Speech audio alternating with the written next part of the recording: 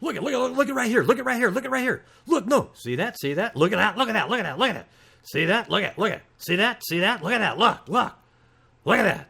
You see that? Wow. Look. Right there. You see it? Oh. Let me do that again. Look at that. Look at that. Yeah, that doesn't really work for me. I don't think people, when they watch my videos, that doesn't seem to work on them. But when you watch all the other videos, oh man, that really sells the narrative.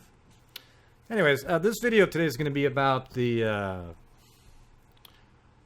the final steps that Kenneka maybe took and some analysis of some more information inside the freezer. But I'll be respectful and not show images of Kenneka's face, okay, and most of her, body or anything like that. All right, so here's the freezer door, or the cooler door that leads to the freezer. And if you notice, I'll play this video. Now, what I'm going to do here is you'll see the door there. Now, here's the handle of that door, and then once the door is open, I'll show it from inside. Okay, so this is the doorknob inside. So I do that with both the doors, all right? So here we go.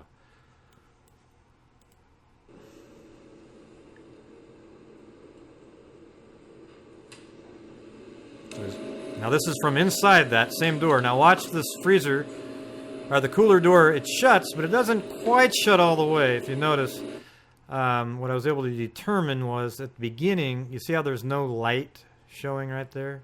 These doors have gaskets on them, or seals. All right, now watch, you see that? There's no light right there, a strip of light denoting that it's open. I mean closed, sorry. And now it's going to shut, and you'll notice that there's a little sliver of light right there.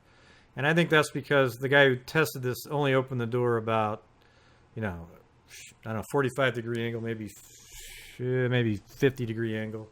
And then it shut, but it didn't have the momentum. Now, if you were going to open it all the way, I think it would have enough momentum to shut. Okay, that's speculation because they didn't show that on the test.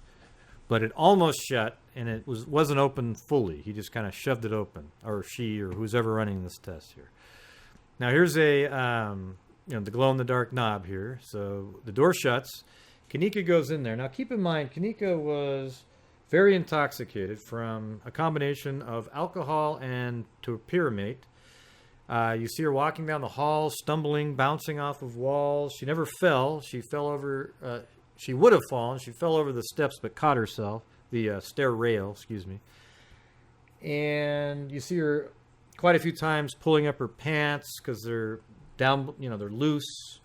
You see her adjust her breasts inside of her shirt a number of times because when she fell over those stair rail, they actually came out and then she put them back in.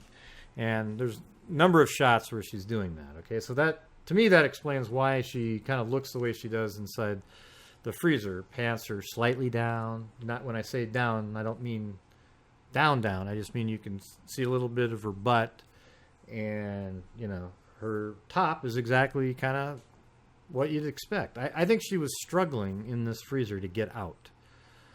Okay, so keep all that in mind. So what we have here is this test here wasn't perfect because they didn't open the door all the way. As far as you would open it to go in. Okay, so it's completely dark inside that inside the cooler and in the freezer. So when they went inside this cooler, Kenneka did. Oh, jeez, I said they. Now all of a sudden, who's they, Gray? Who's they? Oh my God, it's a conspiracy. He just covered it up. No, it was just me using the wrong word. Okay. When Kenneka went inside this cooler, it was dark, right? So she probably felt around a little bit, and then she came to the other handle that opens up the other door. Now, watch this.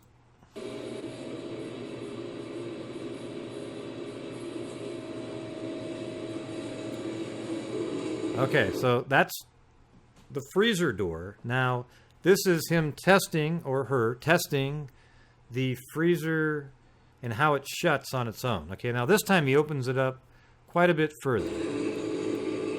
Actually, that's a guy's hand, so I'll be saying he from now on. All right. So it's opened up almost 90 degrees, and you can hear it click. All right, so that one had enough momentum for the seals to go in, to connect, and then the door to latch. All right. Now keep in mind, this glowing knob here wouldn't have any glow on it at all. It was dark in the freezer, and it was dark in the cooler. So when the door to the cooler shut, it was also dark in there and had no time to charge this safety release knob right there. Okay. And, you know, I just think, like, if you watch the video, I mean, Kenneka's testing all kinds of doors, and, you know, while she's walking, and then she even goes into the men's bathroom. And I think that just shows you how intoxicated and how disoriented and confused she was, okay? And you get a lot of people, how can she make it up those stairs? Well, I think a lot of us have been drunk in our lives and have made it upstairs.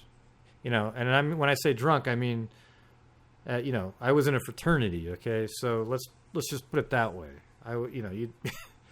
We all have drank way too much and really didn't have a clue what we were doing, but we could make it up some steps.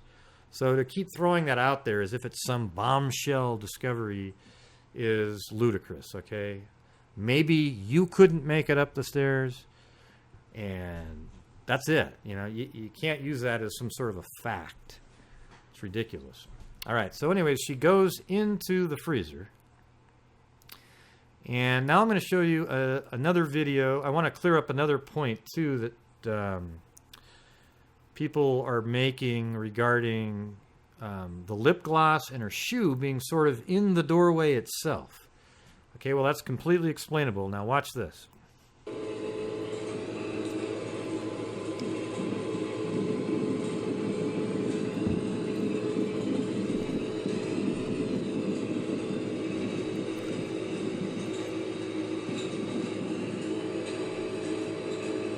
All right, now, if you recognize this, this is the corner Kenneka was in. Her head was right there, and this is that dark sort of grime, whatever the hell that is. It's pretty disgusting.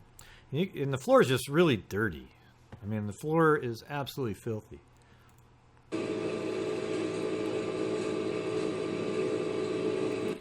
All right, now look at this right here. You see this? The door actually shuts on an inset. I mean, it's out a little bit, and this is the gasket here that creates a little bit more distance. So let's just look at this. There's this, then that, and a little bit of a gasket space. I think some of that might be a shadow, but part of it's the gasket space for sure. So you've got 1, 2. Now let's look at the actual image of that area. Let me find the correct screen here. Yeah, right here. Now look. See the shoe? Now let's do that counting again. There's 1, 2. Now the door actually hits against this. This is where the gasket hits and seals in the cold air. Right there. Now the gasket, again, makes it so that it's a little bit off of that. So you see this lip gloss here? It's just barely over the edge there. That makes total sense. Her foot is not even close to where the door would be. So this foot has nothing to do with anything weird, and this one's right on the edge, so that's not weird either. That's just where they are, okay? All right, now another thing is you look at her foot right there. It has abrasions here, and looks like a scuff against the ankle bone right there. See that? Real clear. Like, looks like it even took maybe a little bit of skin off right there. And then some abrasion there. What I picture happening here, and this is speculation, right? But I speculate on facts, and what I'm doing is I'll take a fact and I might speculate. Okay, what I think happened was she went in there and she was just trying to get out, and then at one point she took off one of her shoes and banged it against the door, trying to get help. I bet you she even yelled for help at one point. Okay, and her shoe was off. And then she just kind of walked around, and I think she walked against the edge of the freezer wall. And, you know, like her foot probably scraped against right around one of these edges right here. Look, it's not smooth. And it probably scraped the side of her foot. Okay, I think that makes sense to me. Okay, I don't know why her shoes are slightly untied here. I don't know if they were loose while she was walking in the halls. I didn't look at that. Maybe she took both shoes off at one point, put one back on, couldn't find the other one. I don't know. Okay, what I can say is, though, for sure, is that her shoe was found over in this corner. It's not in this photograph here, though. And I can say also for sure that this right here is not a footprint. People say, oh, wow, there's a footprint on the side of her shoe. I know a lot of you know that's not true, but for those out there that still think that's something, I'm going to explain it to you. Now look, let's zoom way in. You see how there's a design on the shoe, and there's a relief, a raised level around each one of these impressions right there. So it's like a dimple, right? So that goes in, and then there's a ridge that goes around. I'll change the brightness and contrast on here so that you can, let's see, get a better view. You see that? Now you can really see it. Like here's the inside, and then there's a raised level that goes all the way around. So what this looks like to me is that this foot rubbed against something that had dirt on it, like on the floor, for example. Let's say she was on that foot actually is, because she was on her left side when they found her, that would be the dirt that showed up on the shoe right there. Okay, so let's look at the other side of the shoe, which is, you might be perplexed when you see that this is the other side of the shoe. Okay, so when they flipped her over that way, that other image was the left side of her left shoe. This is the inner side of her left shoe. All right. Now, keep in mind how dirty this foot would get, on the dirty floor, and she's in this corner huddled up, and I doubt she just went there and stayed in that exact position. If this foot had just raised a little bit and was even with this foot with the shoe on, the dirt that this foot would be transferred and be put on the inner side of that shoe right there. Okay, and so for me that makes sense. So this foot had a bunch of sort of the dirt and grime that's on the floor. She lifts it up, puts it on there, maybe even, rubs her foot on there. I mean, who knows why. And dirt was deposited there, okay? This is my speculation, but for me, it makes sense. It makes more sense than some sort of wild theory that she was drugged through the halls, or drugged through the kitchen, or wherever you think she was drugged from. I don't know, okay? Or dragged, or whatever the hell. I don't know what the the tense for that one is at this moment. I'm just kind of trying to get through this video here. Let's see. There was also another claim by some YouTuber, and they had a supposed image analysis person on, just a crack expert. I mean, I thought it was the most ridiculous thing I'd ever heard on YouTube. Every single thing she pointed out, she might even say, "Ooh, see that little red thing there? I think that's blood from the killer." Yeah, you see this little thing right here? Every single thing she pointed at had some kind of reference to this being a murder, and it's just ludicrous. You want to hear the most ludicrous one that I saw? As soon as I heard it, I started laughing, and I wanted to scream at my set because everybody was like, "Oh my God, you're right." You see how blurry this dime is right there? And then how clear this dime is? She said, "Wow, that proves that this image was manipulated." Oh my God, she made everybody just really freak out. And the truth is it has nothing to do with that. The truth is it's focal length. Okay, now the angle that this image was taken at it's awesome to prove the point here. All of these, the shoe, this foot, and this dime are kind of on the same level and inside of focal length because of the angle the camera was at when it took the photo. Okay, the photo. This dime, though, is outside the focal range, and it's blurry, as well as the grout line. All the tiles back here are blurry, and so is the dime.